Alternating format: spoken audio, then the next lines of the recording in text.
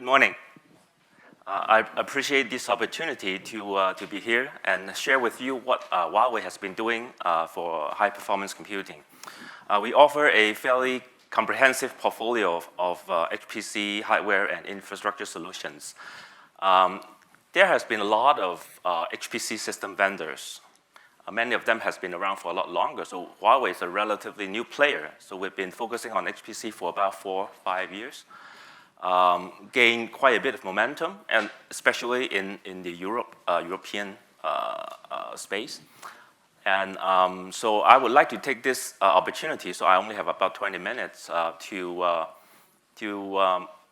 share with you what exactly Huawei has been doing for HPC. What set us apart, right, out of all these different HPC vendors. What does Huawei bring to the table? Just a little bit of commercial.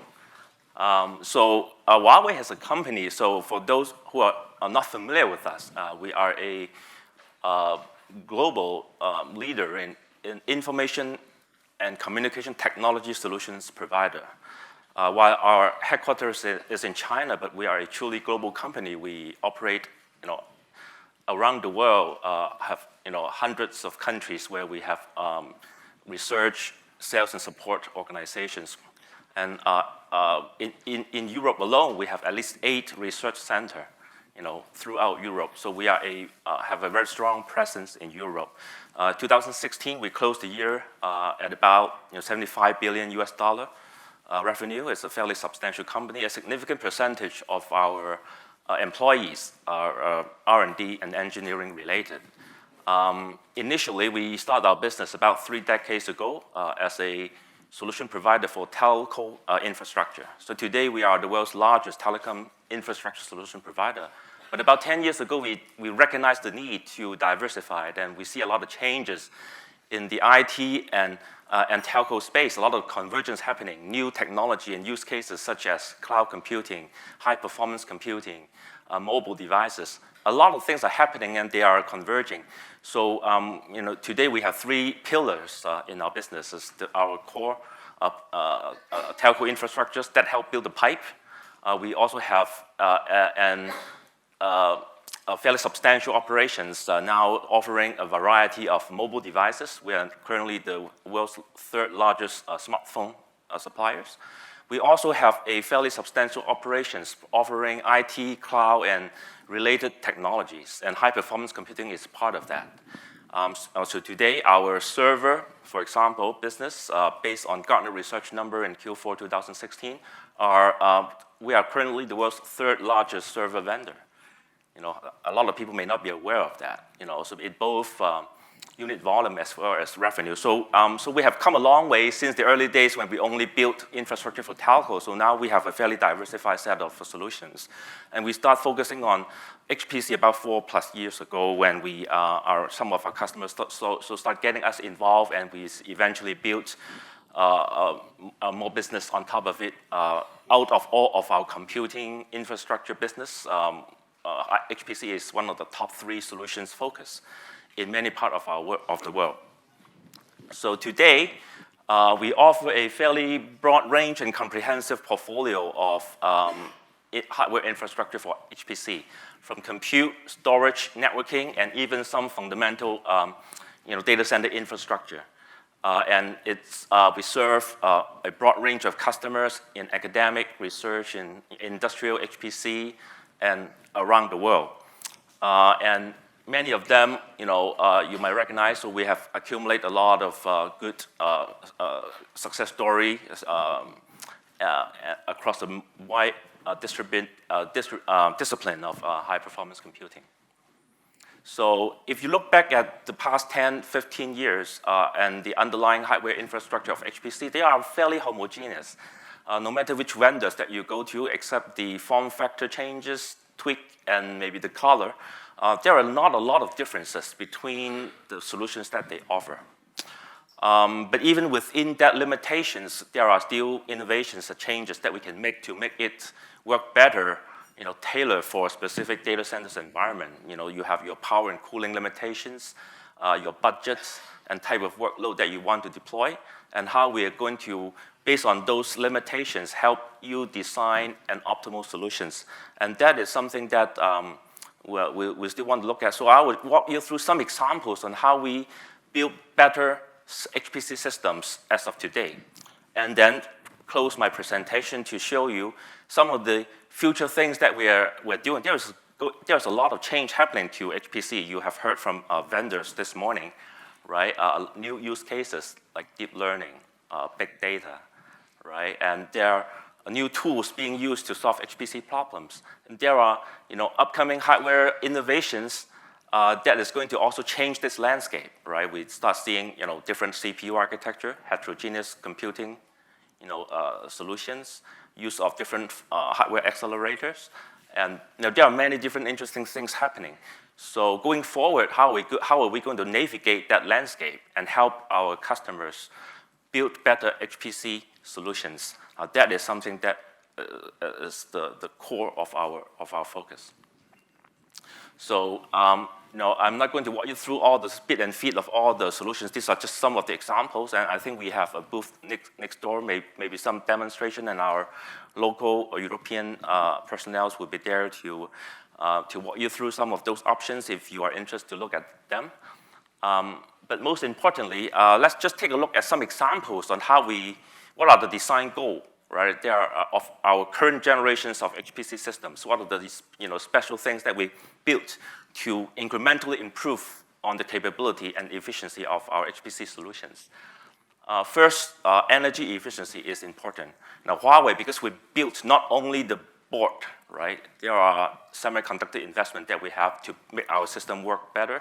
And we built an entire data center infrastructure for a broad range of use cases, not just HPC, but also in the service provider, cloud, internet infrastructures. So we do have an end-to-end perspective on how do we optimize for energy efficiency. So I would give you some examples later on in terms of power distributions, cooling, and system design perspective on how we can kind of tune for better energy efficiencies. The second area is that HPC is not one thing, right? There are different applications. There are a broad range of applications. They have very different workload characteristics. How we are able to design the right system and configurations optimized for a variety of HPC workload. And most of our systems are designed in modular fashions, and sometimes we choose slightly different form factor when we build the solutions so that it can accommodate a broader range of configurations and more creatively. So I'm going to give you some interesting examples. Last but not least, is that there is a lot of changes. I've talked about big data, use big data tools, and other newer type of software to solve HPC problems. Cloud, right? We start seeing different HPC users to start trying to leverage what cloud computing technology can bring them. Huawei is a leader in many of this space. Outside of HPC, and we are able to bring some of those know-how into our HPC solutions. So we'll take a look at some of those examples. To begin with, let's take a look at design for a better efficiency for HPC infrastructures.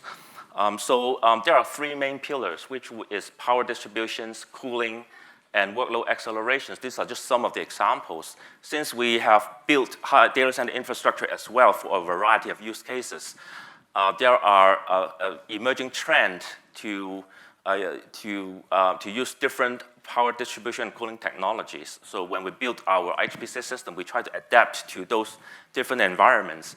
Examples are like high voltage direct current power distributions that happens in different parts of the world. In the US, in the cloud industry, we start looking at 48 volt DC power distributions, right? So there are different power distribution technologies that we need to adapt to. All Huawei HPC systems is equipped with optional power supply modules that can tap into some of these unconventional power distribution technologies. In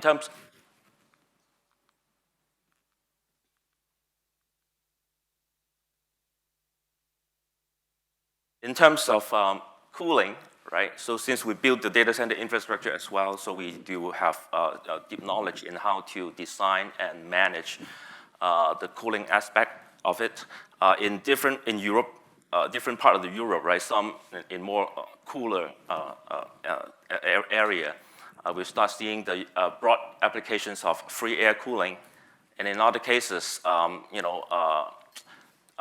users try to raise the ambient temperature of their operating environment in order to reduce the air cooling costs, right? So those are some of the examples, and all Huawei servers are designed to be operate continuously across a broader range of operating temperatures that make it work more reliably without impact on performance when you subject the system to a broader range of temperature fluctuations. For very high density deployment, liquid cooling is the only way to go. So we offer a broad range of liquid cooling strategies. Now, as of today, we don't build very large scale systems just yet, right? We certainly have the capability to do so. The biggest system that we offer is about 2-3 petaflop, right? So we're eager to build even bigger systems. But most of our petascale system, I think all of them are using different form of water cooling, warm water, and different type of cooling technologies, as well as the different way to accelerate your workload. Right? We start seeing a lot of in-memory computing applications, SSD, and hardware accelerations. So, so if you go to spec power, you would be able to see some interesting results of how we, even our own platform, compare among itself in terms of energy efficiencies. Since I have only 3 minutes, I have to walk faster. And in terms of liquid cooling technologies, we offer very interesting solutions, and it is the factory integrations. So there are a lot of liquid cooling infrastructures out there. Many of them require few installations. The versions that we offer is fully factory integrated, so it doesn't void the warranty of the server. It is very easy to install and very easy to service, so that is another advantage of this. We offer modular systems that has very interesting form factor, a bit more relaxed form factor that allow you to accommodate a broad range of configurations, no matter what your use cases are. Examples are, some workload require much bigger aggregated memory bandwidth, so we do offer a system that accommodate that. So if you go to next door, we would be able to talk to you more about the underlying components that we have offer a broad range of configurations for a variety of applications. Huawei also design and manufacture our own SSD devices. So we have been doing it for 10 years. We've designed our own SSD controller. So we have the capability to much deeper performance optimizations when we try to use SSD. And all of our servers are fully NVMe SSD enabled. So we start seeing some very interesting HPC use cases that take advantage of it. Some other products that take better advantage of our SSD, and we can talk about next door. And we also start seeing some HPC application that they try to, instead of use a large number of 2 processor node, use fatter node, right? 4, 8, even bigger number of processor per node for a number of reasons. And this is an example for a reservoir simulation software, ISV, that we work with to migrate from like a couple of hundreds of thin node to a 30 fat node installation, significantly reduce the complexity of the IP networking, the costs associated with the hardware and software, as an example. And we also start working with customers that try to use a very large memory fat node. Right? In the US, in Asia Pacific, and throughout North America, we start getting a lot of those interesting use cases. And we build very strong and very interesting fat node from 4 processor up to 32 processor, up to 30 terabyte of memory. So we've started seeing a lot of these interesting use cases. Still not in the majority, but we've started seeing a lot more happening. So to wrap up my presentation, let's take a look at some of the interesting things that is going to be coming available on HPC. The first is the use of cloud computing technology.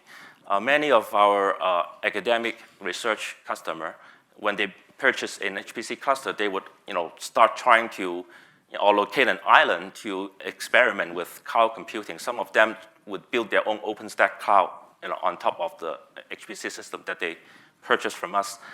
But going forward, we are going to enable them to build a true HPC high-performance class hardware, right? The same compute cluster, same in InfiniBand fabric, small to large scale, and on top of it, we are able to provide a layer of hardware and software that turn the system into a cloud-like operation. So you can run your HPC workload, you can run your big data workload, you can run your general purpose IT workload on the same architecture, and that would have a smooth transition between that and the public cloud. So we also work with telcos such as Deutsche Telekom, Orange, and Telefonica to build public cloud for them, and they have HPC workload running on top of. The second area is big data acceleration. We start seeing a lot more use case of Hadoop, Spark, and other form of in-memory analytic workload on HPC. And we offer, going forward, try our best to work with customers to integrate some of this upcoming technology, such as the newer generations of storage class memory, use of FPGA and other accelerator, in help with tuning the software and the fabric and all that to make the system work a lot better in a coherent fashion. And finally, we do have established business and research organizations to look at emerging use cases such as IoT, deep learning, and we'll be able to help integrate them into our future generations of HPC solutions. And with that, that's the end of my presentations. So no matter you are trying to build a small, medium, or even a large cluster, if you want to look at what you can get today, as well as how we can partner to try to integrate some of these future generations of technology more effectively into our HPC solutions, I encourage you to stop by next door and talk to us. And that's all I have today.